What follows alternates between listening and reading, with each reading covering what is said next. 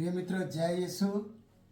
मैं आशा करता हूँ कि आप स्वस्थ हैं, आप मस्त हैं, आप प्रभु यीशु में व्यस्त हैं।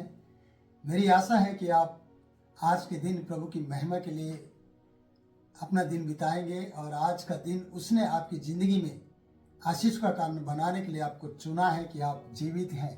प्रियो, आज हम परमेश्वर की वचन की ओर आगे बढ़ेंगे। मरकुस की किताब और उसका 8 अध्याय और उसके पहले पद को और कुछ बातों को और भी आगे मिलाएंगे और फिर आगे बढ़ेंगे। आइए हम मेरे साथ आप इस वचन को पढ़ें और शुरू करें यीशु का नाम लेकर। उन दिनों में जब फिर बड़ी भीड़ इकट्ठी हुई और उनके पास कुछ खाने को ना था, और लिखा है, और उसने अपने चेलों को पास बुलाकर उनसे कहा, मुझे इस भीड़ पर तरस आता है, क्योंकि ये 3 दिन से बराबर मेरे साथ चल रही है। ये बराबर मेरे साथ है और उनके पास कुछ भी खाने को नहीं है। प्रिय मित्रों, प्रभु यीशु का वचन हमें ये सिखाता है कि यीशु मसीह को भीड़ पर तरस आया और उसने अपने चेलों को पास बुलाकर उनसे कहा, मुझे इस भीड़ पर तरस आता है। यीशु सिर्फ उनकी भूख के बारे में नहीं जानता था, यीशु उनके 3 दिन के सफर के बारे में भी जानता था।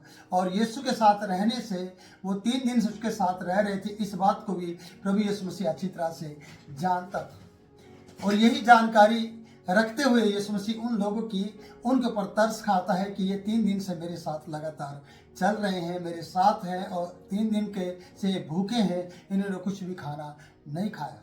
और वो भूखे थे, इसलिए यीशु मसीह ने उन पर तरस भी खाया और उनकी जानकारी भी रखी और उनका 3 दिन का साथ रहना वो भी यीशु मसीह को याद था और उस भीड़ पर उसको तरस आ रहा था। इसलिए उसने अपने चेलों से बुलाया, क्योंकि उसके साथ 24 घंटे रहने वाले चेले लोग थे, उसकी मानते थे, उसकी सुनते थे, उसके अनुयायी थे वो। और उसने बुलाकर कहा, मुझे इस भीड़ पर तरस आता, क्योंकि 3 दिन से बराबर मेरे साथ है और उनके पास कुछ भी खाने को नहीं है। प्रभु जानता था कि उनके पास कुछ भी खाने को नहीं है। प्रियो, मैं ये कहना चाहता हूँ कि प्रभु यीशु मसीह में रहते हुए आप भी अगर यीशु मसीह को अपने जीवन में आपने ग्रहण किया है, क्या कभी आपको भी किसी भीड़ पर तरस आया है कि आप उनके लिए प्रार्थना कर सके?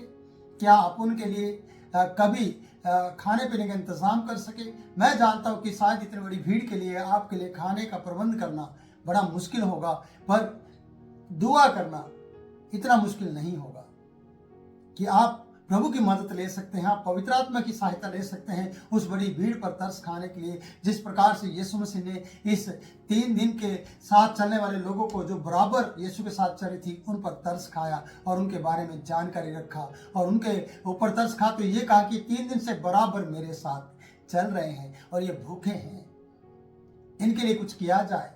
आपके जीवन में भी कभी कभी इस प्रकार के विचार आने चाहिए। कभी नहीं, मैं कहता हूँ कि हमेशा। कभी जब आप बस स्टैंड पर हों, जब पूरी पब्लिक और भीड़ को देखते हैं कि वो है ना सामान उठाकर सिर पर और बस का इंतजार कर रहे होते हैं और ऑटो का इंतजार कर रहे होते हैं, बड़ी भीड़, उनको कोई बताने, कई बार रास्ता ढूंढने वाली एक भीड़ होती है कि इनको रास्ते का बताने वाला कोई नहीं होता। पर उस समय आपके मन में किस प्रकार के विचार आते हैं? जब एक बड़ी भीड़ को देखते हैं तो आप किस प्रकार से अपने मन में सोचते हैं? मैं ये कहना चाहता हूँ कि मैं कई बार एक बड़ी भीड़ को जब देखता हूँ तो मैं कहता हूँ, परमेश्वर इस बड़ी भीड़ पर अनुग्रह कर कि ये तेरे भवन में आने वाले लोग बने, इनको मैं तेरा सुसमाचार सुना सकूं। और परमेश्वर ये कहाँ जाएंगे मुझे नहीं मालूम। अगर ये इसी तरीके से चलते रहे तो एक समय भी आएगा कि न्याय के दिन शायद ये तेरे सामने तो आए, पर इनका जगह स्वर्ग नहीं नरक हो सकता है। और इस प्रकार से आप चिंता करते उनके लिए प्रार्थना कर सकते हैं। जैसे 3 दिन से बराबर यीशु के साथ चलने वाली भीड़ पर यीशु मसीह ने तरस खाकर उनसे उनकी चिंता की और उनके बारे में सोचा और उनकी रोटी की भूख के बारे में सोचा और चेलों को हुक्म दिया कि उनके लिए खाने का इंतजाम किया जाए। ये बराबर मेरे साथ चल रही है, क्योंकि वो भीड़ पर तरस खाने वाला प्रभु है, वो लोगों पर तरस खाने वाला प्रभु है। कभी कभी आप उसके चेले होते हुए यीशु की तरह हमेशा भीड़ पर तरस खाएं, हमेशा लोगों को देखते हुए उनके बारे में अच्छा करने की कोशिश करें और अच्छा सोचने की कोशिश करें। कभी दुखी व्यक्ति को देखकर उसके लिए प्रार्थना करने के लिए, उसकी मदद करने के लिए अपने आप को आगे ले आए, जिस प्रकार यीशु मसीह ने लोगों को देखते हुए अपने आप को आगे रखा और चेलों को हुक्म दिया कि इनके लिए कुछ किया जाए, क्योंकि इनके पास कुछ खाने को नहीं है। कई बार मेरे प्रिय मित्रों, लोगों के पास खाने का प्रबंध नहीं होगा। मेरी एक आदत रही है विश्वासी जन के घर जाकर उसके किचन में घुसकर देखना, और कई लोग तो इसका गलत अंदाजा लगाते हैं, पर मैं ऐसा नहीं हूँ। मैं ये सोचता हूँ कि शायद उसके पास खाने का है या नहीं है, और उसके बारे में चिंता करता हूँ, उसके बारे में सोचता हूँ।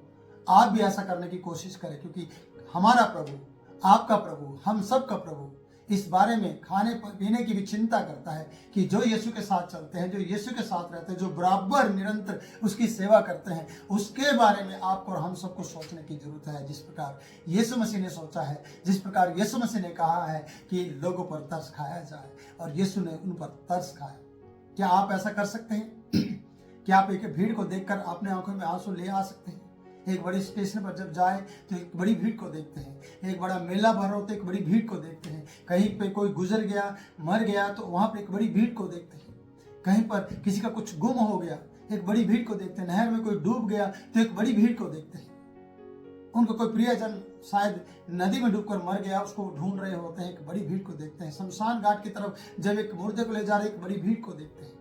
एक बड़ी भीड़ यीशु के सामने से जा रही थी एक मुर्दे को लेकर, और यीशु मसीह की उसके सामने मुठभेड़ होने पर यीशु ने उसकी अर्थी को, उस व्यक्ति को, बच्चे को छुआ, वो विधवा का बेटा था और वो जिंदा हो गया। क्या हमारे जीवन में इस प्रकार की बातें हैं कि हम उस बड़ी भीड़ को देखकर उनकी परेशानी को समझते हुए कम से कम परमेश्वर के सामने जाकर घुटने टेक कर ये प्रार्थना कर सकते हैं, प्रभु इस भीड़ का क्या होगा, इन लोगों का क्या होगा जो इस प्रकार से ये आगे जा रहे हैं, परमेश्वर की जिंदगी का क्या होगा? क्या हम इस प्रकार से चिंता करते हैं? मेरे प्रिय लोगों, मैं आपसे कहना चाहता हूं, आपको भी भीड़ पर तरस खाने वाले व्यक्ति बनने की जरूरत है। जिस प्रकार से यीशु मसीह ने भीड़ पर तरस खाकर उनके 3 दिन की यात्रा को याद रखा, 3 दिन अपने साथ रखने को याद रखा, और उनके कुछ खाने का है या नहीं उस बारे में भी प्रभु ने उनकी चिंता की है कि इनके पास कुछ भी खाने का नहीं है। तो इस प्रकार से आपको भी लोगों को अपने पास बुलाकर, क्योंकि वचन बता रहा है कि उन दिनों में बड़ी भीड़ इकट्ठी हुआ करती थी और उसके पास कुछ खाने को ना था, तो उसने अपने चेलों को पास बुलाकर उनसे कहा, मुझे इस भीड़ पर तरस आता है, क्योंकि यह 3 दिन से मेरे साथ है और उनके पास कुछ भी खाने को नहीं है। मुझे इस भीड़ पर तरस आता है, 3 दिन से मेरे साथ है, बराबर है, ऐसा लिखा है, और उनके पास कुछ खाने को नहीं है। क्या आप ये छानबीन कर सकते हैं अपने एक विश्वासी भाई के लिए, अपने एक मसीह मित्र के लिए? क्या आप ऐसे गरीब जन के लिए ऐसी छानबीन कर सकते कि बराबर लगातार मेरे साथ है, या लगातार मैं इन्हें देख रहा हूँ, इसने कुछ नहीं खाया है? ट्रेन में जब आप यात्रा कर रहे, एक यात्री मित्र आपके साथ बैठा है, हो सकता है वो चाय भी नहीं पी रहा हो सकता है उसने आपके साथ बैठे हुए खाना तक नहीं खाया हो। क्या आपने उससे पूछा, भाई आप चाय नहीं पी रहे, आप खाना नहीं खा रहे, आप कुछ भी नहीं खा रहे? क्या आपने अपने पड़ोसी से पूछा? नहीं। कभी कभी उससे पूछ के देखिए, जब आप यात्रा कर रहे हो तो आपको पता चलेगा। हो सकता है वो कहेगा, भाई भूख तो है लेकिन मेरे पास इतना पैसा नहीं है कि मैं खरीद कर खाना खाऊं। हो सकता है उसकी किसी ने जेब काट दी हो सकता है उसके साथ कोई एक दुर्घटना हुई हो, पर आपको मालूम नहीं, और आप खाए जा रहे उसके साथ बैठकर। पर आप उस व्यक्ति से जरूर पूछिए, सर आप खाना ले लीजिए, बहन आप खाना खाइए, अपने बच्चों को खाना खिलाइए।